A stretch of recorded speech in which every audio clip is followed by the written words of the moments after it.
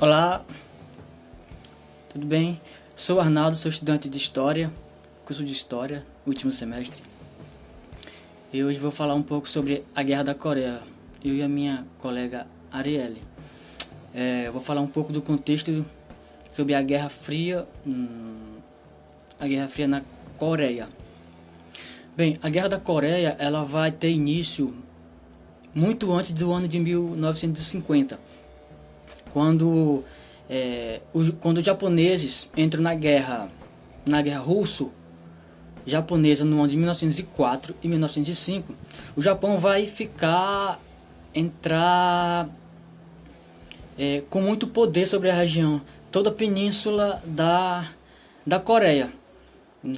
Então, os japoneses eles vão impor muita violência sobre o povo coreano. Vai ser uma ditadura muito forte. Então, os japoneses eles vão proibir até os nomes coreanos para tentarem mudar para japoneses. Eles vão também fazer com que toda a economia coreana se reverta e seja a favor do Japão. Até mesmo os soldados vão ser recrutados para lutar em guerras, conflitos ao lado dos japoneses.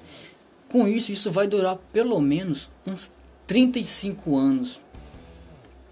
Quando somente durante a Segunda Guerra, no ano de 43, já durante a Segunda Guerra, os japoneses eles vão sofrer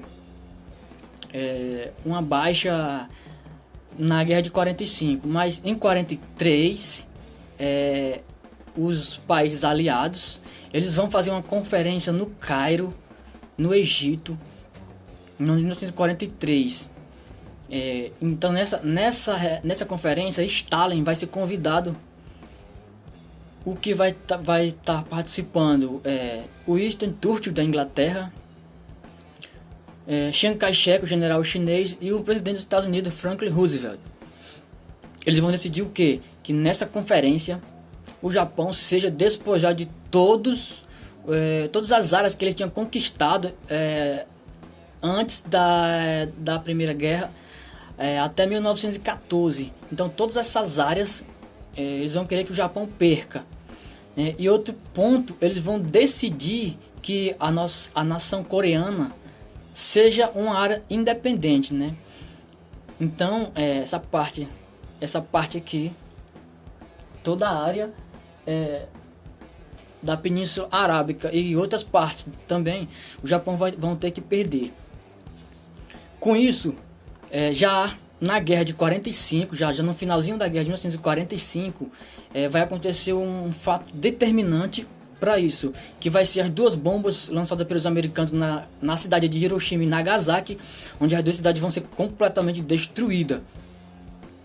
Com isso, a União Soviética ela vai perceber que o Japão fica muito debilitado. Então o que vai acontecer? Os soviéticos, através do Stalin, vai entrar na parte norte, invadindo a Coreia. Com isso, os americanos, percebendo isso, fazem também a mesma coisa, invadem a região sul, onde está a parte da Coreia do Sul hoje. Então os americanos vão fazer isso, vão ocupar o sul e o norte ocupado pela União Soviética de Stalin. Com isso, no mesmo ano de 45 também, há uma outra conferência, só que na Alemanha, na cidade de Potsdam, onde os aliados eles vão decidir, eles vão administrar as duas Coreias, né, com a ajuda da ONU, e que também vão fazer eleições para que haja eleições nas duas Coreias, né? Isso vai ser muito interessante, mas o que o povo coreano não é ouvido. Diante disso, já em 1948 vai acontecer as eleições na Coreia do Sul, onde vai ser eleito o presidente anticomunista a favor dos americanos, Syngman Rhee. Ele vai ser eleito e vai expulsar todos os comunistas do sul para o norte. E no norte vai ser posto o líder Kim Il-sung, que é o avô do atual líder da Coreia do Norte hoje, que é o Kim Jong-un hoje. Então, isso vai ser o apoio da China também e dos russos e da União Soviética. Com isso, em 1948, a Rússia, ou a União Soviética, vai abandonar, elas vão retirar suas tropas do norte e os americanos do sul. Diante disso, as duas Coreias independentes, mas a Coreia do Norte, ela está muito mais bem preparada, né, belicamente. O Kim e o Sung, percebendo isso, ele invade o paralelo 38, que o paralelo 38, que era uma linha divisória que separa as duas Coreias. Diante disso, o exército norte-coreano, ele tem muito mais poder e invadem toda a Coreia do Sul. No caso, eles vão invadir com mais ou menos 98 mil soldados norte-coreanos, empurrando até o sul. Mas quando ele chega na região de Pulsan, que fica bem aqui na região, lá no sul, já no finzinho do norte da Coreia do Sul, lá embaixo mesmo, eles vão ficar ali. Eles tentam invadir, mas a ONU com os americanos e mais 15 países, eles vão expulsar os norte-coreanos dali, porque eles tinham muito mais soldados. Eles estavam com 140 mil soldados. E aí, diante disso, eles sem suprimentos e o porto de Pulsan sendo controlado pela ONU, alguns meses depois o exército coreano não resiste, então eles retornam, são obrigados a retornar para Pyongyang, voltam para o norte. Isso é uma das cidades. Outra cidade importante, que é a cidade de Incheon, que vai ficar na parte ocidental, que fica mais ou menos a uns 50 km de Seul. Incheon é uma cidade onde tem um outro porto bastante importante. Essa cidade, ela vai ser um ponto muito estratégico, importante para os americanos, que eles infiltram espiões dentro da cidade, espiões sul-coreanos, né, que era a única maneira, era o único ponto onde os americanos poderiam entrar na cidade, era através do Estreito de Incheon, que fica no Mar Amarelo, no Mar Amarelo. O que acontece é que os espiões sul-coreanos, eles tomam o Farol, que é o principal guia de toda a região.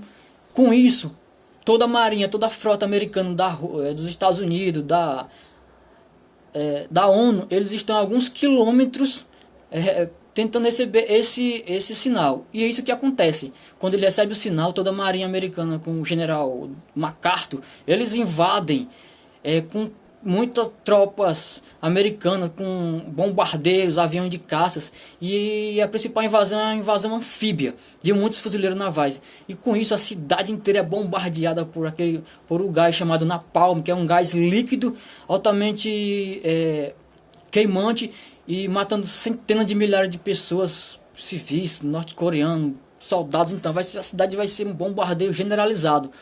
Com isso, jatos, paraquedistas. Então esse porto foi essencial também para os americanos invadirem a cidade de Incheon. Então dessa forma, o Kim e o Sung, eles se veem novamente retirados dessas cidades. Então eles retornam para Pyongyang e fixam no paralelo 38. O paralelo 38 é uma linha também que ela é uma linha de mais ou menos 250 km, 250 km de comprimento, com 4 km de largura, que ultrapassam as duas Coreias, separando as duas Coreias. Com isso a guerra já está no início dos anos 50. A guerra vai ter muita gente morta, deixa mais de 1 milhão de soldados de ambos os lados, e com mais ou menos 3 milhões de pessoas feridas. Pessoas feridas civis. Diante disso, isso é mais ou menos um pouco sobre a guerra, né? Então a minha amiga Arielle vai continuar falando um pouco mais, explanando mais um pouco mais sobre a Guerra da Coreia e seu desdobramento. Obrigado. Então, partindo, né, do que o nosso colega Arnaldo comentou, né, eu vou falar um pouco sobre a Guerra da Coreia. Me chamo Arielle, né, Jerônimo. Estou atualmente no curso de História, licenciatura em História. E agora, né, eu vou explanar um pouco, né, sobre a Guerra da Coreia. Então, a gente parte do pressuposto que a Guerra na Coreia, ela foi um conflito no qual ele é resultante de uma bipolarização. Essa bipolarização, ela decorre dos Estados Unidos e da União das Repúblicas Socialistas Soviéticas, né? Ambos tiveram influência na Coreia, né, a partir do momento, né, em que ocorreu essa divisão. E essa divisão, né, ela acaba se dando durante a Conferência de Potsdam, em qual a gente chama de Paralelo de 38. O Paralelo de 38, ele vai estabelecer justamente essa divisão, né? E a Coreia do Norte, ela vai estar sob domínio soviético, com a aliança da União das Repúblicas Socialistas Soviéticas, e a Coreia do Sul, ela vai estar, né, sob o domínio dos Estados Unidos. Esse domínio dos Estados Unidos, ele decorre, né, domínio não, esse apoio dos Estados Unidos com relação à Coreia do Sul, ele vai decorrer justamente, né, de um momento no qual os coreanos, eles vão se mostrar insatisfeitos com a presença dos japoneses, né? Os japoneses, eles vão migrar para a Coreia e eles vão começar a fazer o uso, né, das terras produtivas dos coreanos. E aí os coreanos, eles não vão se mostrar satisfeitos com essa situação. E além dessa situação das terras, a gente tem também algumas situações de violência, né, que vão acontecer, principalmente com relação a estupros, né, violações e tal, né, por parte dos japoneses com relação aos coreanos, né. Então, partindo de uma certa insatisfação, os coreanos, eles vão começar a reivindicar pela saída, expulsão desses japoneses dessas terras, né? E aí eles vão pedir reforço dos Estados Unidos. E aí, né, ao pedir reforço dos Estados Unidos, né, a Coreia, né, de uma certa forma, né, a Coreia do Sul, ela vai, né, ter essa aliança.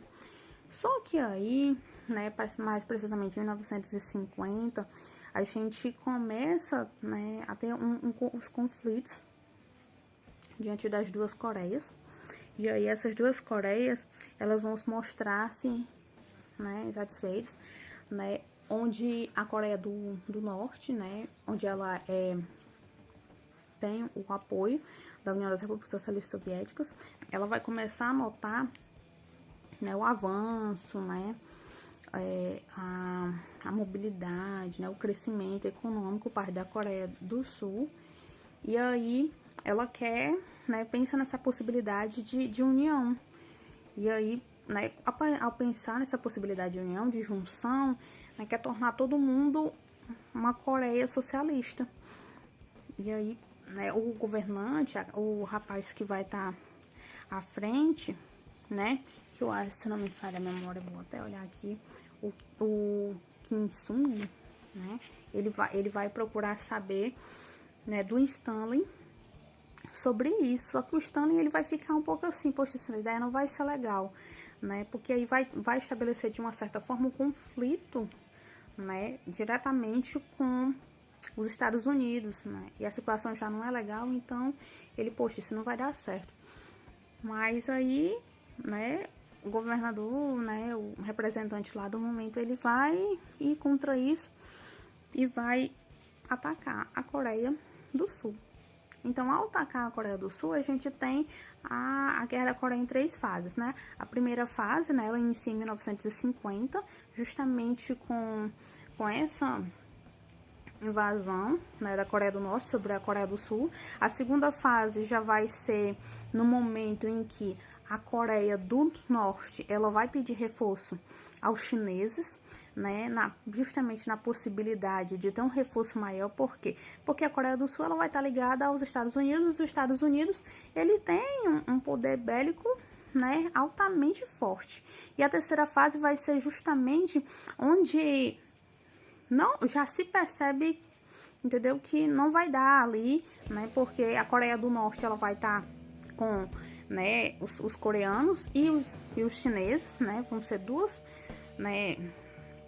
bases, né, de uma certa forma, vai ser 2 grupos para atacar um que vai ser altamente forte, né, valendo por 2, que no caso são os sul-coreanos. E aí ficou tudo intacto, nenhum ganhou, nem o outro, né, ficou uma coisa igual. Então, né, sem chances.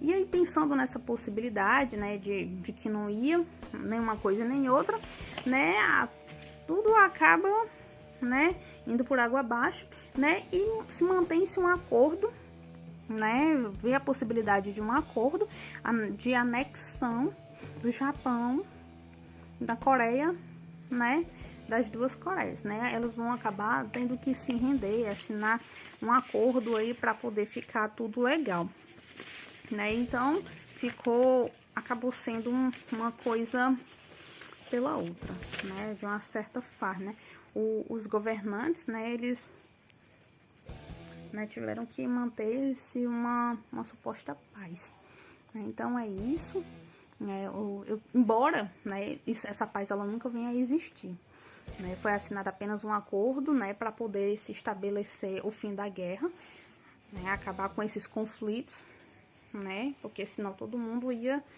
se findar, tá? Mas eles não se mantêm unidos, aliados, continuam assim, cada qual no seu canto, né, apenas cessaram a guerra, tá? Foi, né, de uma certa forma isso, tá? Espero que vocês tenham entendido. E muito obrigada.